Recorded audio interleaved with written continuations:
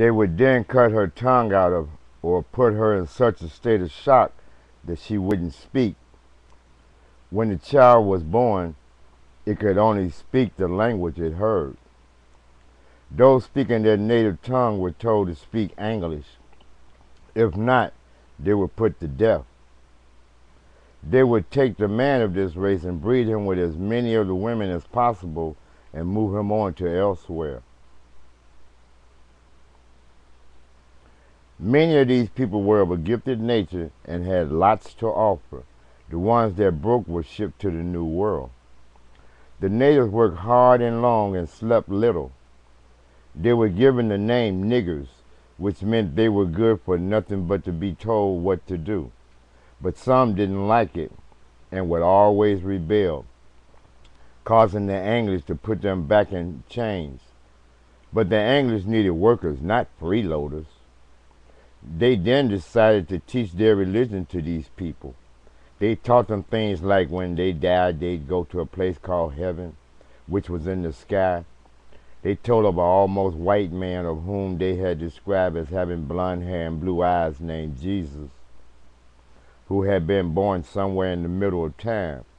They say he had come to die for the sinned souls of the world, and that he should be remembered for this once every year, and that after he died, he came back to life and moved to a place called heaven, where his Father named God, the creator of all life, lived. They were told that he, Jesus, had did many things, like healed the sick, raised the dead, and did not like ugly, and that they, the niggers, should love their fellow man, regardless of what their fellow man did to them.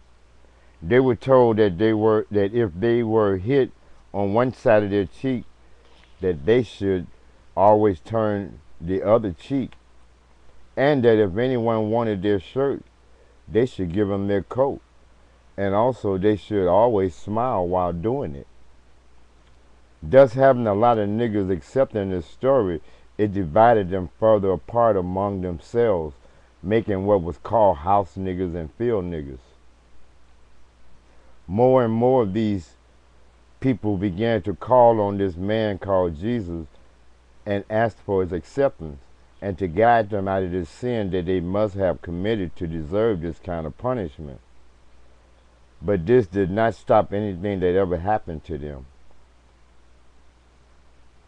But this gave them a lift and inspiration to have someone to call on in their time of need. They were not realizing that the first ship that their people came in was also named the Jesus. They made this man many of things, being told that if they kept calling on this man Jesus, one day he would return. Niggas even began preaching about him, teaching their children about him. Things like in order to gain salvation, one must have faith, letting them feel as though one day they would be just like the English, or just as good. What they needed to realize was that they were also rewarded by their own deeds, which meant that if a person didn't do anything about their present situation, they had nothing coming.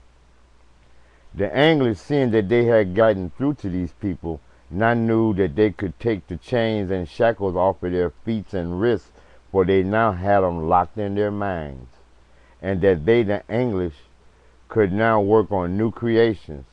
They had heard and seen that there were more people of color than of themselves.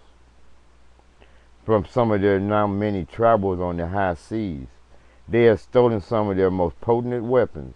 One was a thing called gunpowder.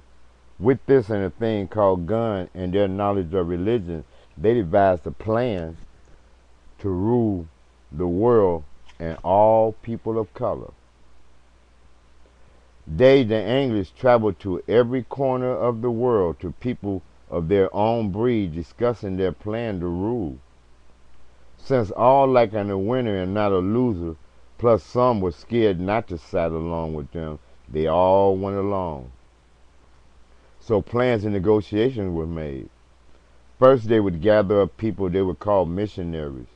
Their job was to spread the Jesus religion far and wide to all people of color. Then they would send in mercenaries whose job was to enforce the Jesus religion. For the English knew they could never take them all just with the force of the gun. But people of color had also many religious beliefs of their own, thus creating many wars. Seeing this, the English had to form new plans. They then decided to flood the land called Africa. In Africa, there were millions upon millions of people of color. The world of colored nations had long foreseen the future and knew the English and nations like it would become dominant and rule the earth for a good while to come. So each had long ago decided to lock up their most treasured secrets. They hid them everywhere. The natives of Africa, being the wisest and most threatened of all, hid theirs in the sky. The English and nations like it began to rule. They ruled as they never had before. They were power mad, but they ruled the face of the earth and was causing all the peoples on the planet to commit genocide upon the other. So Armageddon was now in full force, with its sole purpose to always keep Aquarius looking second best, but knowing it to be unpredictable. For about 500 minutes, Armageddon had called the shots, but Aquarius, planning its move slowly but surely, interceded. First, it got into one of the English most powerful leaders of the time and made him feel as though he could accomplish more if he turned the niggers loose, allowed them to be called a better name like Negroes, and allowed them to roam the land that the English had taken control of, allowed them some of that thing that they called money, but with no real knowledge of how to manage it right. But let them, the now called Negroes, buy things, have a little fun. Plus, they would be traveling all over the island anyway, and that was as far as they, the Negroes, would be going anyway. Plus, they'd be building up the country everywhere they went and paying their own expense at doing it. Armageddon, upon seeing this, went into an uproar, thus sending his people into war among themselves. Aquarius' effect on the leader won out overall, but realizing this to be a battle won and not the war, Aquarius let Armageddon maintain his rulership over all. Negroes now travel far and wide all over the island, but knowing in their mind, heart, and soul that the English was the baddest bastards in the world. By now the island had peoples of color from other places, all telling of their own homeland. So was Aquarius' plan to get most of the Negroes to go back from whence they had come. Some went, but most stayed. Aquarius now had to make an even better move, for with Armageddon so self-confident, Aquarius jumped into full swing. More and more people of color flooded the island. The island now had 3 different countries on it, and people of color were in all of them, thus making them about equal the number of all the English on the island. Those in the middle of the island were the strongest but the weakest, for they needed a weapon that would make the gun obsolete. Aquarius henceforth decided to create another age. It had not done so for a while, but creating a new age would do just that, make the gun obsolete. It was to be something called atomic, a toy out of the box of the Negroes.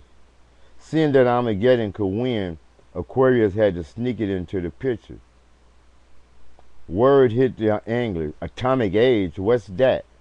The English in their time and place, who had been riding horses and buggies for centuries, began riding what was called a car that ran by fuel, a substance that came out of the ground. Aquarius now began to gather all his people and put them in tune with the other. For Armageddon, every beginning had its ending, and with Aquarius, what went around came around. Aquarius put more people of color in the middle of the island just to show the Negroes the way to do what